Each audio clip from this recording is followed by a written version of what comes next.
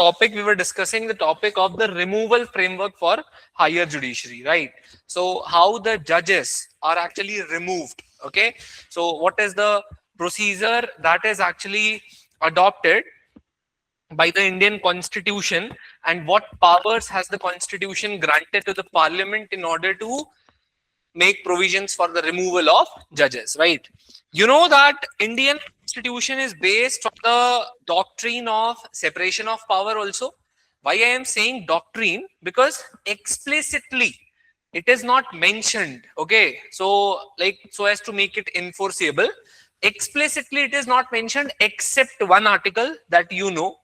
Otherwise, there are several areas. Okay, there are several areas where you will still find a lot of interdependence or a lot of overlap in the legislative, executive, and the judicial powers, wherein the judiciary is exercising its judicial powers, but still it is also even doing certain legislative tasks sometimes. Sometimes it is even doing some executive work also. So in that way, it is like the Indian Constitution is governed by the doctrine, okay, by the doctrine of separation of power. Whereas it is also governed by the doctrine of checks and balances, wherein it is not allowed by the framework, overall framework of the Constitution of this country, for any one organ to exercise its powers in any arbitrary manner. Okay, it is even not allowed. Yes. हाँ, ये भी साथ में allowed नहीं है कि कोई भी ऑर्गन जो है वो अपना पावर आर्बिट्रेरी मैनर में एक्सरसाइज करे, राइट? अभी इसी में the more we understand, even in the first judge's case, it was explicitly held that the independence of judiciary is a basic structure of the Constitution, right?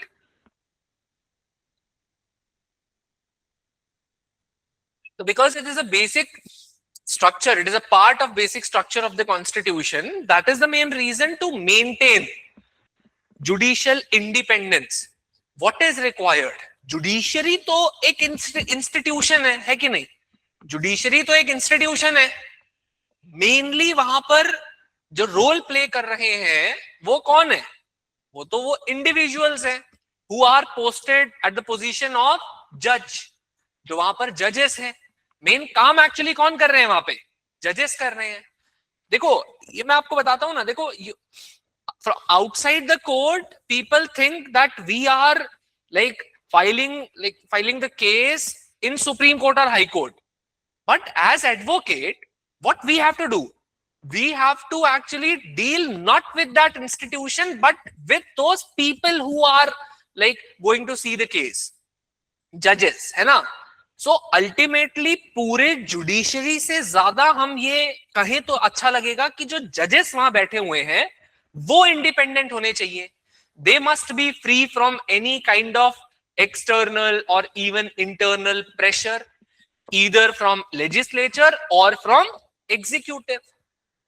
But at the same time, it is also required कि जजेस भी अपनी power जो है वो एक limit से ज्यादा इस्तेमाल ना करें.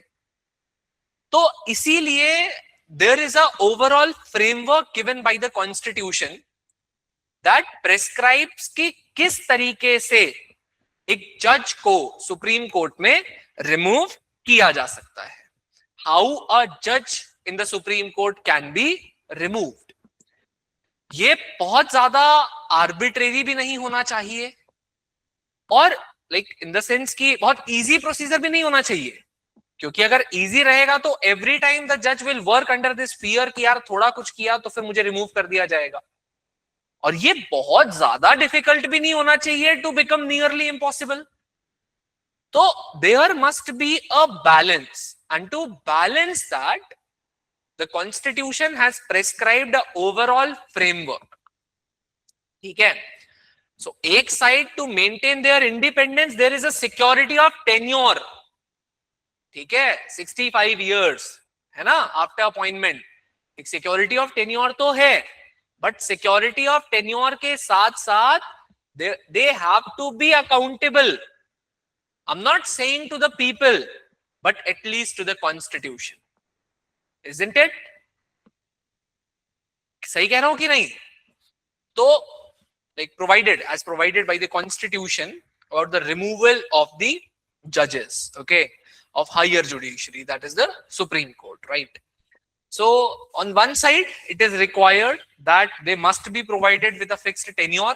अगर tenure fix नहीं होगा तो उस केस में प्रोबेबिलिटी हमेशा ये रहेगी कि किसी भी मोमेंट जो है उनको रिमूव किया जा सकता है, तो ये प्रोबेबिलिटी भी जो है वो नहीं होनी चाहिए।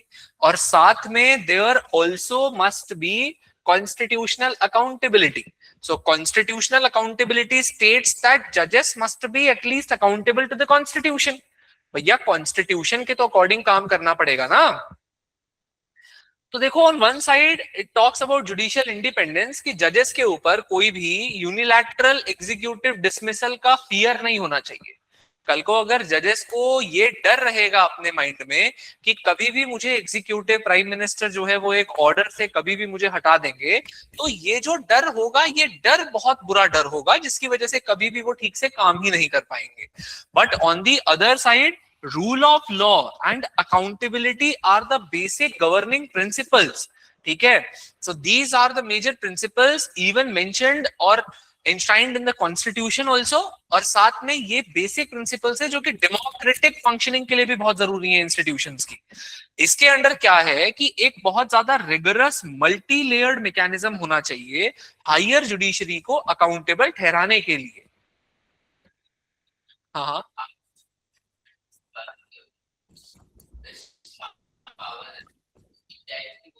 नहीं, प्रेसिडेंट की पार्डनिंग पावर कभी भी इनडायरेक्टली जुडिशरी के साथ इंटरवीन नहीं करती है। द रीजन बीइंग कि प्रेसिडेंट जो है वो पार्डनिंग पावर देने के पीछे का प्रेसिडेंट का पर्पस ही कुछ और है। The purpose is very different. वहां पर the president is not acting as a court. Highest court of appeal आज भी सुप्रीम कोर्ट ही है। He is there not acting as a court. वहां वो कोर्ट नहीं है। वहां वो केवल मेरिट्स भी नहीं देखते हैं, वहां पर और बहुत चीजें देखी जाती हैं।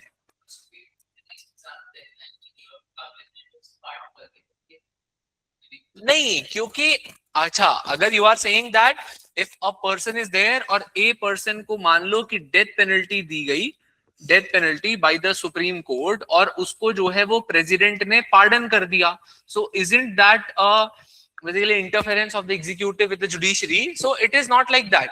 It is that कि सुप्रीम कोर्ट ने गलत डिसीजन नहीं दिया। कोई ये नहीं बोलता है, प्रेसिडेंट ये नहीं बोलते हैं कि भैया सुप्रीम कोर्ट ने गलत डिसीजन दिया था। नहीं जी, वो गलत डिसीजन नहीं था, वो डिसीजन राइट था, बट कुछ और कंसिडरेशंस पे, कुछ और फैक्टर्स के बेसिस पे। जैसे आप अगर अपनी दलील लेके जाते हैं कोर्ट में, आप लोग गए होंगे कोर्ट में, है ना, अपने जो है आर्ग्यू किया है कभी? आर्ग्यू नहीं किया? क्यों नहीं किया आर्ग्यू? क्रॉस एग्जामिनेशन किया है, तुम लोगों ने आर्ग्यू नहीं किया है यार। और तुम लोग ये बहुत अच्छे से बोल रहे हो, ये अच्छे बोलने वाली बात नहीं है, दिस इज नॉट गुड। क्यों नहीं कर सकते हो आर्ग्यू? अरे इंटर्न आर्ग्यू करते हैं भैया। तुम तो, तुम्हारा वो तो हो गया था ना, तुम एनरोल करवा के, अरे यार कम से कम at least you must like take the experience of that यार। वो बहुत अच्छा एक्सपीरियंस होता है, वो बहुत अच्छा एक्सपीरियंस है, ठीक है, to fight for your rights.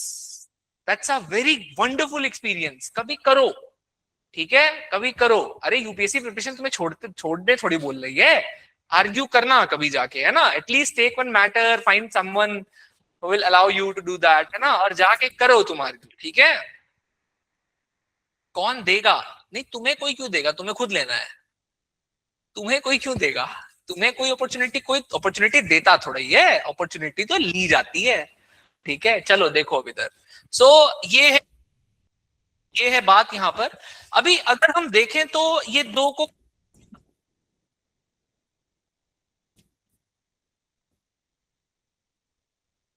तो यूनाइटेड जो जजेस के रिमूवल का एक फाउंडेशन एक्ट है, that is the act of settlement of 1701, ठीक है।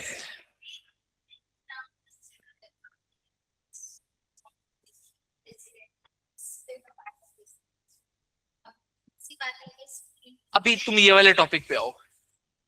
तुम्हें पार्डनिंग पावर दोबारा बताएंगे, ठीक है।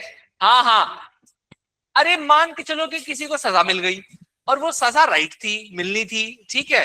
अब वो सजा से लेकिन पता चला कल को तुम्हारे कतर के साथ रिलेशंस खराब हो जाएंगे, कतर ने साफ कह दिया है कि हम जो है वो ये कर देंगे वो कर देंगे, है? तब क्या करोगे? तब भी तुम तब भी तुम सुप्रीम कोर्ट में नहीं बोल पाओगे ये आर्ग्यूमेंट कि उससे हमारी रिलेशन खराब होंगे। क्यों नहीं बोल पाओगे? क्योंकि supreme court will like take the matter on the basis of merit. Merit ये बोलता है कि सजा मिलनी चाहिए, ठीक है, समझ रहे हो बात? अब देखो यहां पर क्या है, एक मैकेनिज्म है कि सबसे पहले तो जॉइंट पार्लियामेंट्री एड्रेस होगा किसको? क्वीन को, ठीक है। कोई स्पेशल मेजोरिटी नहीं चाहिए, कोई स्पेसिफाइड ग्राउंड्स नहीं मेंशन्ड है, और इस जॉइंट एड्रेस के बेसिस पर किसी भी जज को जो है वो वहां से रिमूव कोर्ट से किया जा सकता है, ठीक है। तो here it's very simple process, it's very normal process, कोई मेजोरिटी ऐसा कुछ नहीं चाहिए वहां पर, ठीक है। एक बार जॉइंट एड्रेस होता है और जजेस can be removed. Now you might be shocked by this, but this thing is nothing to be shocked about but because why? Because यहाँ क्या है, पार्लियामेंट्री सोवरेनिटी है। मैंने आपको बताया था ना, इवन इफ अ जज is like of the opinion that a particular law of the parliament is not right, they can simply state this thing in their order but cannot basically hold a particular act of parliament as null and void. No, there is no judicial review concept there in Britain, ठीक है, United Kingdom. All right, now coming on to United States, ठीक है, now coming on to United States, what is the basic foundational principle of it? It is article 2 that is mentioned in section 4, life tenure, ठीक है, article 2 and section 4, all right, that describes life tenure. अब यहां पर mechanism क्या है कि जो house क्या करता है, वो पहले प्रोसिक्यूट करता है, सीनेट जो है तो पहले हाउस में जाएगी ये प्रोसीडिंग, उसके बाद फिर सीनेट जो है वो पूरा ट्रायल प्रोसीजर अपनाएगा, ठीक है। उसमें पहले चार्जेस दिए जाएंगे, पूरा कोर्ट की तरह मैकेनिज्म है, ठीक है, पूरा कोर्ट की तरह, और बहुत डिफिकल्ट है। फिर उसके बाद 2/3 मेजोरिटी से इसको जो है पास करना होता है। हाँ, इतना है कि ग्राउंड्स ज्यादा है, देयर आर सेवरल ग्राउंड्स, ठीक है, उनको हटाने के ना ग्राउंड्स थोड़े से ज्यादा है, ठीक है, थोड़े ग्राउंड्स नहीं है, there are several grounds on the basis of which the जज from their court can be removed. हाँ बोलो Shweta, saying something, want to say something? नहीं, ओके, कोई भी गलत काम, ठीक है। अब now coming on to the middle part, हमने बहुत ज्यादा इजी भी नहीं बनाया है, taking inspiration from United Kingdom, and we have not made it very very difficult, ठीक है। इसमें क्या किया है इंडिया ने, इंडिया का जो है वो इम्पीचमेंट का प्रोसेस का जो फाउंडेशनल आर्टिकल है दैट इज आर्टिकल 124, जिसमें कि क्या होता है कि इम्पार्शियल स्टैट्यूटरी ट्रिब्यूनल बनाया जाता है। ट्रिब्यूनल एज इन की ये पूरा जुडिशियल नेचर का नहीं है क्योंकि ये कोर्ट नहीं होता, लेकिन what is it, by the जजेस इंक्वायरीज एक्ट एक ऐसा ट्रिब्यूनल बनेगा जो कि स्टैट्यूटरी, जिसकी बैकिंग क्या है, स्टैट्यूटरी बैकिंग है, और जिसके बेसिस पे फाइनली जो है वो लेजिस्लेचर में वोटिंग होगी। ग्राउंड्स जो है वो स्पेसिफिकली मेंशन्ड है कॉन्स्टिट्यूशन में, और यहां पर स्पेशल मेजोरिटी चाहिए होती है, ठीक है। So this is a middle path that we have taken. देखो जी, व्हाट इज द प्रोसेस, ठीक है, let us first understand the process of it. तो ऐसा है कि कॉन्स्टिट्यूशन की इक्वेशन क्या है रिमूवल की, ठीक है। तो हमने कुछ चीजों को कॉन्स्टिट्यूशनल रिमूवल के लिए कुछ चीजों को क्लब किया है। एक तो in India there is a proper investigating mechanism, and the charges on the basis of which आप जज को रिमूव करना चाहते हो वो केवल हाइपोथेटिकल चार्जेस नहीं हो सकते हैं, वो चार्जेस प्रूव होने चाहिए। There is a word mentioned specifically that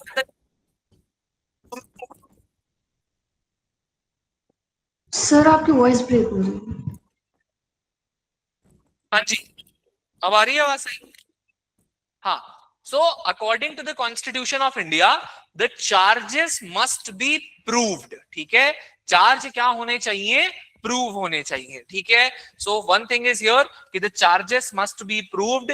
another thing is कि जो कॉन्स्टिट्यूशन में इवन 2 तरीके की मेजोरिटी चाहिए होती है, हम अभी डिस्कस करेंगे। स्पेशल मेजोरिटी तो बस एक जनरल टर्म है, ठीक है, बट 2 तरीके की मेजोरिटी चाहिए होती है। साथ में फाइनली प्रेसिडेंट का एक ऑर्डर आता है और उसके हिसाब से जज को रिमूव किया जाता है। ठीक है, जो वर्ड प्रूव्ड मेंशन्ड है कॉन्स्टिट्यूशन में, ये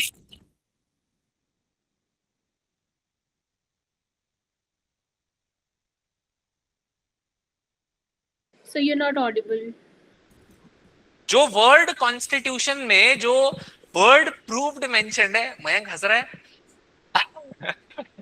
तो हाँ, जो वर्ड कॉन्स्टिट्यूशन में प्रूव्ड वर्ड जो मेंशन्ड है, this is a very strict check on the power of the legislature, ठीक है, टू रिमूव द जज। ठीक है, क्यों? क्योंकि प्रूव्ड वर्ड का अपने ही मतलब ये है कि तुम बस चार्ज लगा दो और वो प्रूव ना हो, उससे तुम नहीं रिमूव कर सकते हो। चार्ज अपने आप में प्रूव होना चाहिए, है ना? बोलो।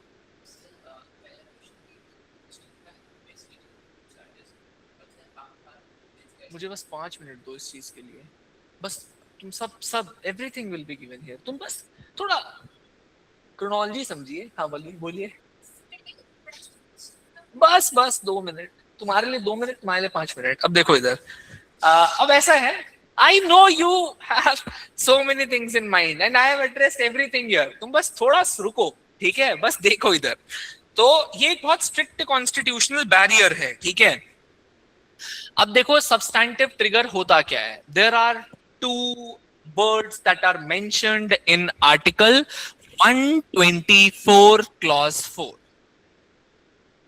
हाँ, तो अब देखो ये 2 ग्राउंड्स हैं जिनके बेसिस पे एक जज को रिमूव किया जा सकता है।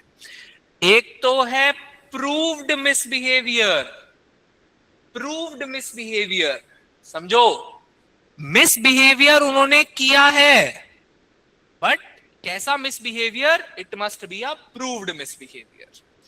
दूसरा है incapacity, that means he became incapable of exercising his primary duty। But यहां पर वर्ड एक्सप्लिसिटली प्रूव नहीं लिखा, इसका मतलब ये नहीं है कि आपको प्रूव नहीं करना होगा। इवन मेडिकल बोर्ड तक की जरूरत पड़ सकती है अगर आप जो है इनकेपेसिटी के बेसिस पे, मेंटल इनकेपेसिटी के बेसिस पे अगर आप जज को रिमूव करना चाहते हैं तो मेंटल भी है, अभी पढ़ेंगे, ठीक है। फिजिकल क्यों होनी चाहिए? नाउ फॉर एग्जाम्पल, भगवान ना करे कभी ऐसा हो, बट कोई जज साहब हमारे जिनका कोई एक्सीडेंट हो जाए और या फिर उस एक्सीडेंट में वो इनकेपेबल हो जाए to discharge his duty, don't you think कि एक जज का काम बहुत लेबोरियस है, बहुत ज्यादा हार्ड वर्किंग काम है, दिन रात उन्हें बैठ करके केसेस पढ़ने पड़ते हैं। They must be ready with the case before we go there to argue the case. तो ऐसा तुम्हें क्या लगता है कि डिस्ट्रिक्ट कोर्ट तक होता है ये सब? डिस्ट्रिक्ट कोर्ट में भी इवन ये सब कम होता है। तुम्हें क्या लगता है कि हाई कोर्ट में तुम अपना केस लेकर के जा रहे हो तो तुम्हारी बस बात सुन रहे हैं क्या जज और उसके बेसिस पे डिसाइड कर रहे हैं क्या? नहीं, कल क्या आइटम लगने हैं वो सारे आइटम नंबर उनके पास पहले से मौजूद होते हैं, उन्हें पहले पढ़ना होता है उस केस को, उसके बाद जाकर के तुम्हारी बात सुनते हैं वो। तुम्हें क्या लगता है कि यहां, अरे फिजिकल, अब यार वहां कोई जज बैठ ही नहीं पाएंगे तो तुम्हें क्या लगता है वो कैसे जो है वो फिर एड्रेस कर पाएंगे चीजों को?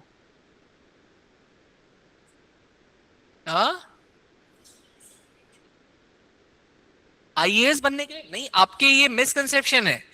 ऐसे बहुत सारे केसेस हैं जहां पर because of PWD criteria, person with disability criteria, कई कई साल हो गए हैं एग्जाम क्लियर करे, अभी तक अपॉइंटमेंट्स नहीं आ पाई है। हाँ, बहुत फैक्टर्स जो है वो मैटर करते हैं, ठीक है। So it is not like that, ठीक है। अच्छा, सो यहां पर देखो कंडक्ट, तो अब एक केस था, there was a case C Ravichandran Iyer versus justice AM Bhattacharya. सो ये केस 1995 में एक सेटल्ड केस है। इसमें पूछा गया था कि what is exactly the meaning of the term proved misbehaviour. तो ये बताया गया था ऐसा कोई भी काम जो कि उस ऑफिस की डिग्निटी के खिलाफ है, ये क्योंकि बहुत हाई ऑफिस है, ठीक है, और इतने हाई ऑफिस की अपनी एक डिग्निटी के खिलाफ अगर कोई काम है, then that will be counted as आपका प्रूव्ड मिसबिहेवियर, ठीक है। अब इवन कई ऐसे केसेस हैं, तो उसमें तो अभी मैं आपको बताऊंगा, ज्यादा उसमें लिखवाऊंगा नहीं, but there you will get to know कि एक जज ने, जब वो पहले कभी एडवोकेट थे, उस समय उन्होंने जो है कोई गलत काम किया था, कुछ फंड्स मिस अप्रोप्रिएट किए थे, तो उसके बाद भी उनके ऊपर जो है वो इम्पीचमेंट प्रोसीडिंग्स चली है, ठीक है। जब वो कभी कहीं दूसरे हाई कोर्ट के जज थे, तब उन्होंने जो गलत काम किया उसकी भी प्रोसीडिंग उनके ऊपर चली है बाद में, व्हेन ही बिकेम द जज ऑफ सुप्रीम कोर्ट, ठीक है। सो ऐसे भी केसेस, तो मतलब जो उस ऑफिस की डिग्निटी के अगेंस्ट है, ठीक है। अच्छा, now coming on to here, does not shield corruption but protects against political retaliation. बस यहाँ इतना ध्यान दिया जाएगा कि ये कोई मैटर पॉलिटिकल ना हो, कि भाई एडीएम जबलपुर केस में जस्टिस एचआर खन्ना ने डिसेंट दे दिया तो उसके लिए अगली बार जो है वो इम्पीचमेंट प्रोसीडिंग आ गई, नहीं, it should not be like that. आ रही है बात समझ में? अब देखो, सुप्रीम कोर्ट ने आपका सी के Daftari versus OP Gupta case 1971 में ये जो है कहा था, इस बात को बताया था कि gross error of law, fact और honest judicial mistakes are definitely protected. मतलब अगर जज ने कितना भी गलत जजमेंट दिया हो, ठीक है, उनसे गलती हो गई हो उस जजमेंट में, बट वो इंटेंशनल गलती नहीं है, वो इंटेंशनल गलती नहीं है, वो उनसे बस मिस्टेक ऑफ फैक्ट हो गई हो या इवन मिस्टेक ऑफ लॉ हो गई हो, अदरवाइज बाकी आप लोगों के लिए, हमारे लिए mistake of law is not a mistake. But अगर जज से कोई मिस्टेक हो गई हो तो उसके लिए जज के अगेंस्ट जो है ये प्रोसीडिंग्स नहीं चल सकती है, ठीक है। जज सर बहुत, हाँ जी, सर मैं ये पूछ रहा था कि सर वो डिसाइड किस इंटेंशनल है। 2 मिनट बस। तुम सही बोल रहे हो, 2 मिनट 2 मिनट, तुम्हें अपने आप एड्रेस हो जाएगी तुम्हारी बात, करेंगे भी सर के नहीं, 2 मिनट तो रुको बस। हाँ बोलो बोलो।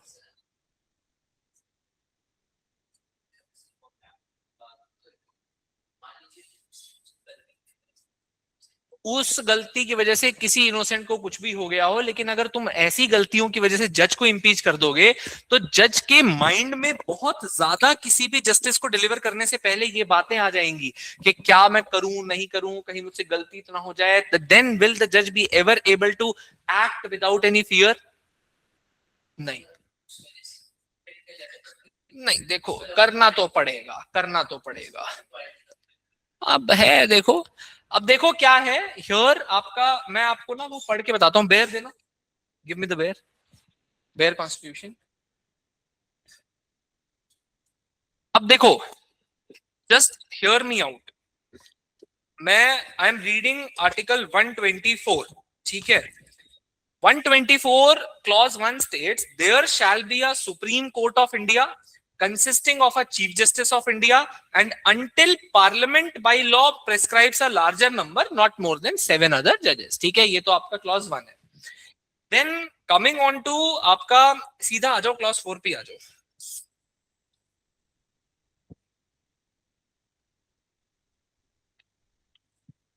हाँ, a judge of Supreme Court shall not be removed from his office except by an order of the president। मतलब सुप्रीम कोर्ट के जज को कैसे रिमूव किया जा सकता है? बिना प्रेसिडेंट के ऑर्डर के रिमूव नहीं किया जा सकता, ठीक है। Passed after an address by each house of parliament, supported by a majority of the total membership of that house and by a majority of not less than 2/3 of the member of the house present and voting।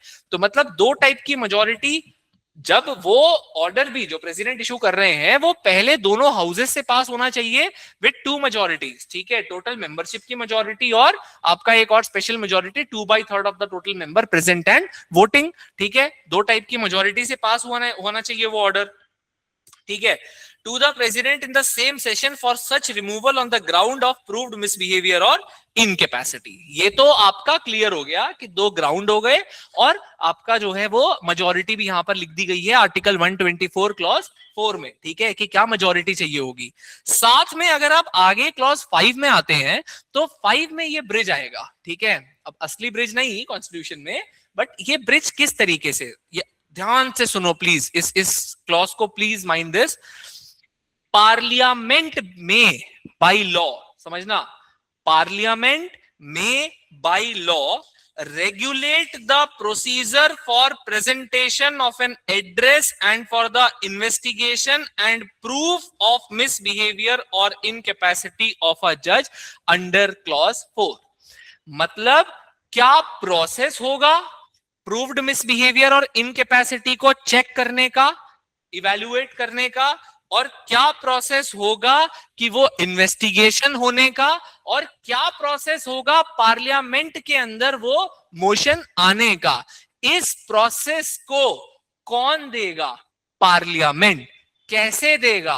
By law. बात आ रही है समझ में?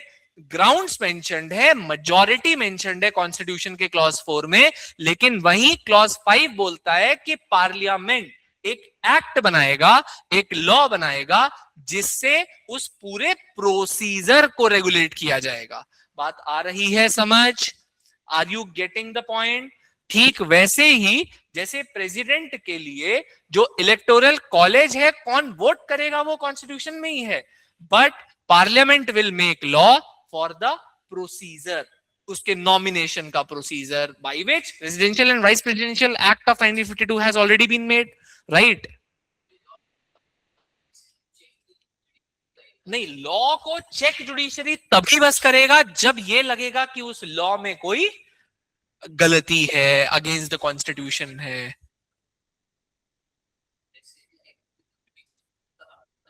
नहीं, तुमने गलत पढ़ा, मैंने कल ही तुम्हें बताया था। ये बस, अरे यही तो, तुम जीएस की बातें यहां भूल जाया करो। ये बात 100% गलत है कि लेजिस्लेचर ये मुझे पता है ना, मैं सुनता हूं ना यूट्यूब पर भी कई जगह कि टीचर्स आर सेइंग कि लेजिस्लेचर, जुडिशरी, एग्जीक्यूटिव सबका अपना अपना काम है। जुडिशरी का एडजुडिकेशन, लेजिस्लेचर का लॉ मेकिंग, एग्जीक्यूटिव का लॉ इंप्लीमेंटेशन। बच्चों ये सब ना बस बहुत जनरल बातें हैं। जनरली अगर इसको देखोगे तो सही लगेगा, बट जनरली ये सही नहीं है। तुम अभी देख लो ना, प्रूफ ही देख लो ना कैसे। तुम्हें पहले भी तो प्रूफ दिया है ना इस बात का कि प्रेसिडेंट की जो है इलेक्शंस में, तुम देखो कैसे कॉन्स्टिट्यूशन कुछ बात बोलता है, लेकिन बोलता है फिर पार्लियामेंट को दे दो बाकी काम। यहां पर तो और रिजिड है ये बात कि भाई जुडिशियल अपॉइंटमेंट्स या रिमूवल में, sorry not appointment but removal में जो है मेंशन्ड है, ग्राउंड मेजॉरिटी मेंशन्ड है, कौन करेगा मेंशन्ड है, बट बाकी काम जो है वो पार्लियामेंट को दिया हुआ है। नहीं, वो उसमें अलग बात है। चलो अभी खैर उस पे आएंगे बाद में, अभी एक आध लेक्चर बाद, ठीक है? अभी now listen. So by, as I told you, by article 124 clause 4 जो सब्सटैंटिव थ्रेशोल्ड है वो कॉन्स्टिट्यूशन में मेंशन्ड है कि भाई प्रूव्ड मिसबिहेवियर, इनकैपेसिटी, ठीक है? लेकिन वहीं आर्टिकल 124 क्लॉज 5 जो है वो पार्लियामेंट्री डेलीगेशन की बात करता है, जिसमें एक ब्रिज का काम कौन करेगा? एक ब्रिज का काम पार्लियामेंट करेगा, whereby the parliament has been given this task of making a law, of getting a act enacted by which will basically regulate the procedure of investigation and removal, ठीक है? So procedure, so by which the Judges Inquiries Act of 1968 has already been passed, ठीक है? ये बताता है आपका procedural way, all right? Moving ahead, अब देखो यहां पर इस एक्ट के थ्रू क्या प्रोसीजर है, ठीक है? क्योंकि अच्छा, जितना मैंने अभी पढ़ के आपको बताया, ठीक है, उसके अलावा कुछ कॉन्स्टिट्यूशन में मेंशन नहीं है। अब जो भी है वो आपका जो है प्रोसीजर मेंशन है जजेस इंक्वायरीज एक्ट में, ठीक है, 1968, ठीक है? ये बोलता है कि ये मोशन कहीं पर भी आ सकता है, दोनों में आ सकता है, इवन दोनों में भी आ सकता है, ठीक है? एक बार अभी यहां लेके आए कोई और वहां भी आ जाए, ठीक है? एडमिट करने का काम प्रिसाइडिंग ऑफिसर का है, लोकसभा में स्पीकर, राज्यसभा में चेयरपर्सन, ठीक है? अच्छा, लोकसभा में कितने इसको प्रोपोजर्स या कितने वो जो आपका वो मोशन होगा रिमूवल के लिए, उस पर कितने लेजिस्लेटर्स के सिग्नेचर चाहिए? 100 के। और राज्यसभा की अगर आप बात करो तो राज्यसभा पे कितने के? 50 के, ठीक है? तो ये जो है बात है यहां पर। तो high quantitative threshold ensures that frivolous और purely individual vendettas can not come, ठीक है? तो ये थ्रेशोल्ड, क्योंकि देखो एक बात, अगर मान लो बस मैं हूं मेंबर ऑफ पार्लियामेंट, ठीक है, खैर बहुत बड़ी बात है, बट अगर मैं हूं मान लो मेंबर ऑफ पार्लियामेंट, बट अगर मेरी खुद की कोई आपसी रंजिश है तो मैं ले आऊं कहीं, ऐसा ना हो, ठीक है। प्रॉपर प्रोसीजर इंश्योर होना चाहिए, कहीं बस ऐसा ना हो कि भाई मेरे विश पर जो है आ जाए, ठीक है। सो ऐसा होना चाहिए कि अब 100 लोग तो जिस बात पे अग्री करेंगे तो कुछ तो बेस होगा उस बात का, है ना, ये मानता है जजेस इंक्वायरीज एक्ट, ठीक है।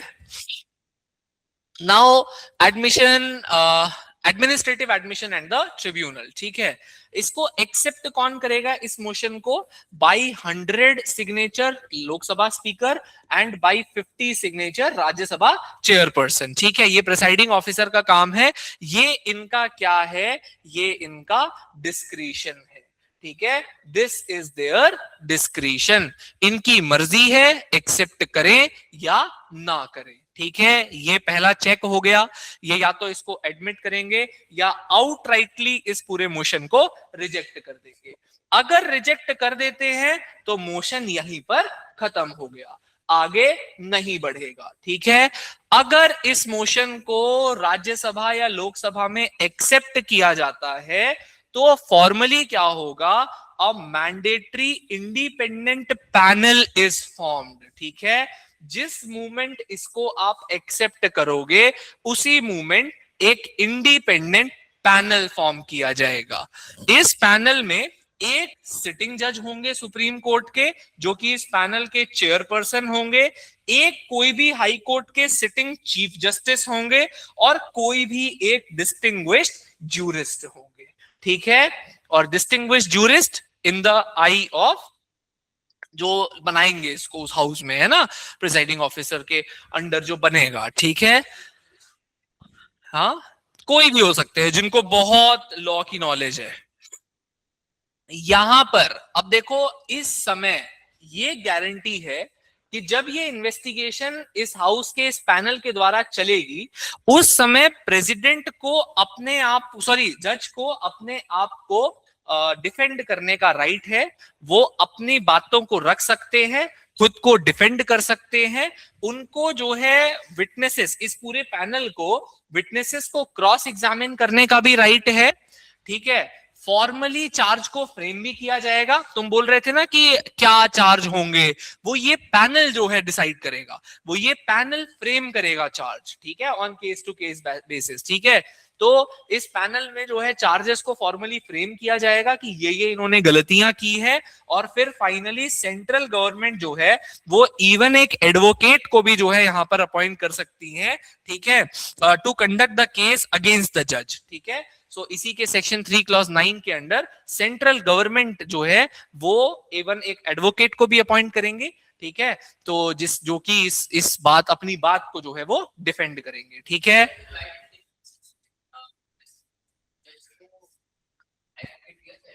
हाँ हाँ, वो खुद लेंगे वो, बिल्कुल। अच्छा, अब देखो, मान के चलो प्रोटोकॉल, हाँ जी बोलिए। हाँ हाँ हाँ हाँ हाँ हाँ हाँ हाँ हाँ हाँ हाँ हाँ हाँ, नहीं उनके वकील, कोई भी दोनों पार्टीज, हाँ हाँ हाँ, बिल्कुल बिल्कुल बिल्कुल बिल्कुल, ठीक है। अब इन कैपेसिटी अगर एलिज्ड है, चाहे फिजिकल या मेंटल, और जज जो है ये एलिगेशन डिनाई कर रहे हैं, ठीक है, तो इस एक्ट में प्रॉपर प्रोसीजर्स हैं, ठीक है। The act contain specific procedural rules for contested health claims. इसमें क्या होगा, एक मेडिकल बोर्ड बनाया जाएगा हाउस के द्वारा, ठीक है। तो वो जज जो है, द जज is statutorily required to submit a formal health evaluation, और जज को जो है अपना इस मेडिकल बोर्ड के अंडर एक फॉर्मल हेल्थ इवैल्यूएशन सबमिट करना होगा, ठीक है। Moving ahead, the evidentiary shift of medical refusal, ठीक है। अब मेरी बात सुनो, जजेस रिफ्यूज करते हैं अगर इस एग्जामिनेशन को, तो section 3 clause 5 refusal to undergo the medical examination या evaluation is reported to the committee. अगर जज मना करते हैं कि मैं मेडिकल एग्जामिनेशन के थ्रू नहीं जाऊंगा, तो इस बात को फिर आपको जो है वो कहां देना होगा, कमिटी को वापस देनी होगी ये बात कि भाई जज ने मना कर दिया कमिटी के जो है वो मेडिकल बोर्ड के सामने प्रेजेंट होने से, ठीक है। तो अब ऐसे में आएगा प्रिजम्पशन। तो ऐसे केस में अगर जज मना कर देते हैं तो ये प्रिज्यूम कर लिया जाएगा अकॉर्डिंग टू जजेस इंक्वायरीज एक्ट कि शायद जज जो है वो इनकैपेसिटी से ग्रसित हैं, जज इज इनकेपेबल। ठीक है, और इमीडिएटली जो है so immediately it shifts the evidentiary burden back to the जज to disapprove the underlying claim. ये थोड़ा स्टोरी जैसा, इतना बहुत इतना डिटेल में वैसे तो ज्यादा रिलेवेंट नहीं, बट बस यूं समझ लो, मेडिकल बोर्ड ने कहा कि आप आइए हमारे सामने पेश होइए, जज ने मना कर दिया, कमिटी के पास बात गई, कमिटी ये प्रिज्यूम करेगी कि शायद जज इनकेपेबल है, और अब बर्डन जो प्रेसिडेंट है उन सॉरी जज हैं उनके हाथ में इस बात को प्रूव करने का कि मैं इनकेपेबल नहीं हूं, इनकेपेसिटी नहीं है। हाँ जी, हाँ हाँ हाँ हाँ, बिल्कुल बिल्कुल बिल्कुल। अब देखो मेरी बात सुनो, अब पाथ ए क्या कहता है। ठीक है, एग्जॉनरेशन एज अ एब्सोल्यूट बार। इस केस में क्या है कि ये इन्वेस्टिगेशन उस पूरे जो है जो 3 मेंबर बॉडी थी स्टैट्यूटरी ट्रिब्यूनल, उसकी इन्वेस्टिगेशन कंप्लीट हो गई। इन्वेस्टिगेशन ने पाया कि जज जो है वो गिल्टी है। ठीक है, या ये भी हो सकता है कि इन्वेस्टिगेशन जो है वो ये पाले तो गिल्टी है तो आगे बढ़ेगा मोशन। ठीक है, और पता लग गया कि नॉट गिल्टी है तो ऐसे केस में मोशन यहीं के यहीं खत्म हो जाएगा। पार्लियामेंट इस बात के ऊपर कोई फर्दर बात नहीं कर सकती और इस सेम मुद्दे पे कोई फर्दर मोशन नहीं ला सकती, काम खत्म। ठीक है, इसका इंपैक्ट क्या होगा? अब जो है ensures an independent panel's exoneration cannot be overridden by a politically floor vote। ठीक है, तो देखो ऐसा है कि ये मानता है जो है लॉ, ये मानता है स्टैट्यूट कि भाई जो इंडिपेंडेंट पैनल बनाया गया था जिसमें सुप्रीम कोर्ट के भी जो है वो जज थे, सिटिंग जज, even chief justice of high court भी थे, एक जो है लीगल मतलब एन्यूमरी भी थे, तो जिसको बोलते हैं लीगल या जो है डिस्टिंग्विश्ड जूरिस्ट। ठीक है, तो वो भी थे। तो ये इंश्योर करता है कि उनका ओपिनियन को जो है कोई पॉलिटिकल फ्लोर ना ओवरराइड कर दे, क्योंकि है तो लास्ट में लेजिस्लेचर एक पॉलिटिकली फ्लोर ना, है तो लोकसभा राज्यसभा एक पॉलिटिकल बॉडी ना। तो ये बोलता है कि भाई किसी भी एक ऐसे पॉलिटिकल बॉडी को ये राइट नहीं है कि वो एक इंडिपेंडेंट पैनल की रिपोर्ट को ओवरराइड करे। ठीक है, अब देखो अगला है इन्वेस्टिगेशन कंप्लीट। अब इन्वेस्टिगेशन मानो कंप्लीट होती है, ठीक है, और पता चलता है कि गिल्टी है। नॉट गिल्टी तो मैंने बताया अभी पिछले स्लाइड में, बट यहां पता चला मान लो गिल्टी है। ठीक है, तो जिस मोमेंट ये बात पता चलेगी कि ये गिल्टी है, ये रिपोर्ट जो है इसकी फॉर्मली दोनों हाउसेस के सामने रखी जाएगी। ठीक है, एक गिल्टी का मिलने का, गिल्टी फाउंड होने का मतलब ये नहीं है कि इनको ऑटोमेटिकली रिमूव कर दिया गया। ठीक है, तो अभी भी बात लेजिस्लेचर के ही हाथ में है। ठीक है, तो ऐसे केस में इससे केवल ये नहीं हुआ कि भाई जो है ये गिल्टी है तो रिमूव हो जाएंगे, फाइनल डिसीजन अभी भी लेजिस्लेचर के हाथ में ही है। ऐसे केस में 2 मेजॉरिटीज, अब इसको पास कराना होगा एक एब्सोल्यूट मेजॉरिटी। एब्सोल्यूट मेजॉरिटी बोलती है कि कोई वेकेंसी है नहीं मतलब, कोई अभी एब्सेंट है नहीं मतलब। एक हाउस में मान के चलो 440 अभी लोकसभा में है टोटल मेंबरशिप। ठीक है, सो टोटल मेंबरशिप का जो है वो majority of the total membership. ठीक है, तो ये कितना हो गया आपका 270, कितना हुआ 70 है ना, तो मान लो 270। ठीक है, तो 270 पास कर दें, लेकिन खाली 270 से भी नहीं होगा। ठीक है, क्यों नहीं होगा? एक और मेजॉरिटी है जो अपहेल्ड होनी चाहिए, स्पेशल मेजॉरिटी। तो उस समय उस दिन कितने लोग हैं? अब मान के चलो उस दिन जो है आपके 210 लोग हैं। ठीक है, मान के चलो उस दिन बैठे हुए, तो ये भी है कि 210 का 3, ठीक है, तो 70 इंटू 2 मतलब 140। 140 क्या है? 2/3 है। ठीक है, तो 2/3 supported by a majority of not less than 2/3 of the member present and voting. उस समय जितने लोग थे उनका 2/3 और टोटल जितने लोग हैं उनका 50%। मेंबर्स कितने हैं टोटल हाउस के? ठीक है, इससे पास होना चाहिए। ठीक है, और ये हाँ 210 है तो खैर चलो एग्जाम्पल 210 में तो ऐसे नहीं पास हो पाएगा क्योंकि 50% जो मेजोरिटी है वो तो नहीं मीट हो पा रही है, ठीक है। हाँ हाँ है ना, वही मैं ना थोड़ा सा कैलकुलेट कर रहा था कि कहीं फ्रैक्शन में ना आ जाए तो मैथ्स वीक, ठीक है।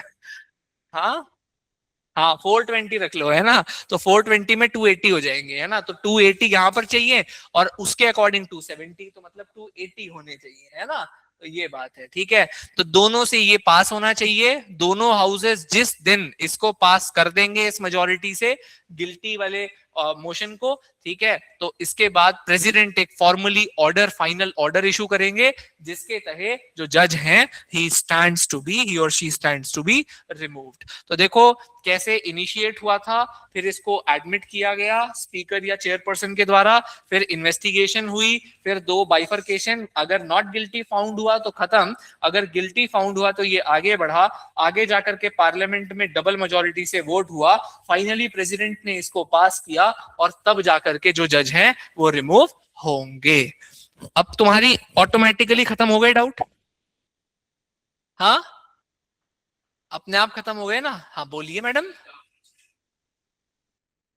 तो ये तो ठीक है, ये तो है अंडरस्टूड, बट अभी जो चल रहा है जस्टिस यशवंत वर्मा का, हाँ हाँ आपको, हाँ, तो उसमें उन्होंने रिजाइन कर दिया इन्वेस्टिगेटिव रिपोर्ट आने से पहले, बट स्टिल स्पीकर ने हाँ एक्सेप्ट कर लिया और अब वो इम्पीचमेंट पे डिस्कस करने जा रहे हैं रिपोर्ट पार्लियामेंट में। तो उसका, उस पे जो डिबेट चल रही है उसमें आपको क्या बोलो, मतलब दिस उसमें इज क्या अ होगा, very because new thing, this is a हाँ, this very is new very thing. Unprecedented. हाँ और एग्जैक्टली। इससे मेरा अगर तुम पर्सनल व्यू पूछो, सो आई वांट कि इसी वजह से एक नया एक्ट आना चाहिए, क्योंकि तुम ये बात देख लेना, तुम उन्हीं की बात कर रहे हो ना, वर्मा जी की, किनकी बात कर रहे हो यस सर, तुम? जो है ना, जो अभी दिल्ली हाई इलाहाबाद कोर्ट में जो इलाहाबाद जज हाई थे, कोर्ट में। हाँ और अब इलाहाबाद हाई कोर्ट में। हाँ हाँ पहले दिल्ली में थे ना, तो उनको तो भेज दिया था ना, तभी तो वहां वाले जो है एडवोकेट्स ने पूरी हड़ताल कर दी थी, हम कोई कचरे का डब्बा है, ठीक है कि तुम वहां कोई गलत काम करे और तुम उठा के हमारे यहाँ भेज दो ठीक है। तो एक्चुअली इसमें देखो it is very much now required. तुम्हें एक और केस बताता हूँ, former CJI Ranjan Gogoi, do you remember his name? हाँ, so against him there was also a complain, ठीक है, हाँ सेक्रेटरी एलिज्ड सेक्सुअल हरासमेंट, ठीक है, and even in the bench, like which was the bench that was actually taking into consideration this particular matter, so he was himself a member of that bench. In the name of judicial independence, we have actually given a lot of independence to the judiciary, ठीक है, not to the bar but to the jury, ठीक है। In this case, it is very much required that a fresh act must come. Okay, the parliament must prescribe a fresh act. See, the problem is not the majority or the charges, because आपका proved misbehavior is in itself a very big charge. It is in itself a very big charge which can include any kind of misbehavior. So the constitution has prescribed hell a lot of wonderful limits, ठीक है, under which the judge can be removed. But the problem is this act. This act actually has given a lot of powers to a panel, ठीक है, a panel comprising of just statutory like designated members, but not आपका legislature के हाथ में वो power फिर नहीं है, ठीक है। और ऐसे केस में even a person who has resigned, तो उनके लिए क्योंकि ये एक्ट अब नहीं होगा पॉसिबल उनके लिए, तो क्योंकि दिस इज जजेस इंक्वायरीज एक्ट, ठीक है, जो जजेस हैं उनको इम्पीच करने के लिए, इसका पूरा इफेक्ट क्या हो रहा है इस एक्ट का? इम्पीचमेंट। वो जो अभी अडॉप्ट भी किया गया है मोशन, वो बस अपना पॉलिटिकल स्ट्रैटेजी दिखाने के लिए किया गया है। कई तो ये शायद पॉलिटिकल बात अब मैं कर रहा हूं, बट ये कई एलिगेशंस भी थे कि वाइस प्रेसिडेंट ने रिजाइन भी जो है वो इसलिए किया था क्योंकि वाइस प्रेसिडेंट ने एक्चुअली ऑपोजिशन के द्वारा लाए गए मोशन ऑफ इम्पीचमेंट को एक्सेप्ट कर लिया था, शायद ऐसा कुछ था, ठीक है। और गवर्नमेंट वांटेड दैट, जो अब उनका कहना ये था जो मोशन आया I accepted, government wanted to bring that impeachment motion, Now acceptance also is just showing a political stunt that we have accepted this motion because see how like tall we stand, how much we want, but uska result bhi finally impeachment hi hoga. He is already not a judge, but some act must come that prescribes for punishment also for the judges who are held liable for moral turpitude or any of the other offenses. ठीक है, हाँ, इसमें last punishment क्या है? Removal. But कुछ और चीजें आनी चाहिए, है कि नहीं? तो यही है बस बात. पर चलो, जब तक नहीं आ रही तब तक यही पढ़ो. हाँ, यस यस सर. सर आपने कहा था कि जब मोशन लाया जाएगा राज्यसभा या फिर लोकसभा में, तो स्पीकर या फिर चेयरमैन के पास ये डिस्क्रेशन है कि वो रिफ्यूज कर सकता है या एक्सेप्ट कर सकता है. हाँ, सर अगर ऑलरेडी 50 मेंबर्स ने इनिशिएट कर दिया राज्यसभा से या फिर लोकसभा से 100 मेंबर्स ने, तो फिर ये पावर क्यों दी गई है? देखो ये पावर बेसिकली अगर इतनों ने किया है तो माइट बी पॉसिबल कि जो है ये लोग, क्या जरूरी थोड़ी है कि 100 ही लोगों से पास तो नहीं हो सकता. ये तो बस इसलिए दिया गया है 100 की और 50 की रिक्वायरमेंट, ताकि फ्रिविलेस मोशंस ना आते रहे बार बार, ताकि बार बार प्रिजाइडिंग ऑफिसर पे बर्डन ना बढ़े टू चेक द मोशन. ठीक है, to check the request of the member, उस पे सुनवाई करने की, उन पे बर्डन ना बढ़े. No sir, I am asking कि प्रिसाइडिंग ऑफिसर को क्यों ये पावर दी गई है कि अच्छा देखो, presiding officer is the presiding officer.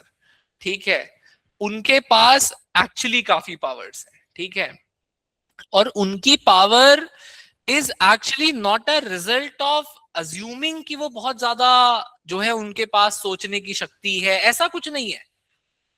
देखो, ऐसा नहीं है बिल्कुल भी कि कॉन्स्टिट्यूशन ये मानता है कि they are the tallest intellectuals who enjoys this power. नहीं, ऐसा कुछ नहीं है.